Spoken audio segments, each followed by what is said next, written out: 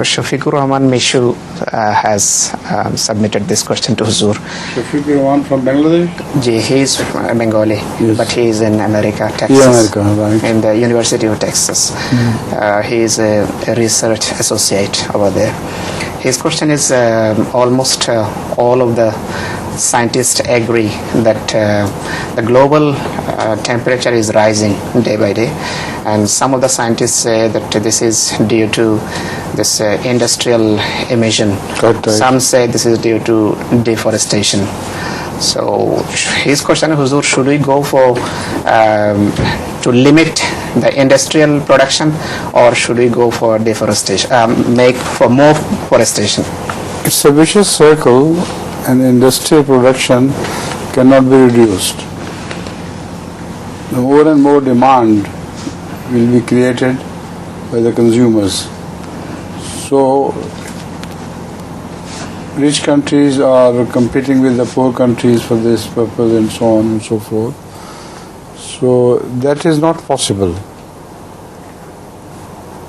As far as the deforestation is concerned, strict measures should be taken and can be taken, and in advanced countries these measures are taken, except in Africa and other backward countries. In Pakistan also no such measures are taken. So there should be a global movement to impress the importance of this, because Ahmad sallallahu alaihi wasallam enjoined upon people, if one tree is removed, 10 more trees should be grown. So if this injunction of Muhammad sallallahu alaihi wasallam was carried out by the Muslims, there will be no need of any deforestation at all. And in Pakistan, unfortunately, some areas are completely deforested, totally deforested. In Hazar district, etc., there are beautiful jungles full of different trees, but now for the sake of stealing wood, they have been deforested and become barren, with the result that there is no rain anymore. And people forget that it is the forests which demand rain from heavens, as if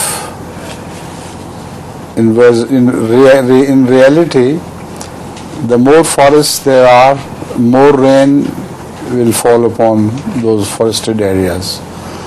So because there is no rain, there is no forest, there would be no rain, and hills have become totally barren.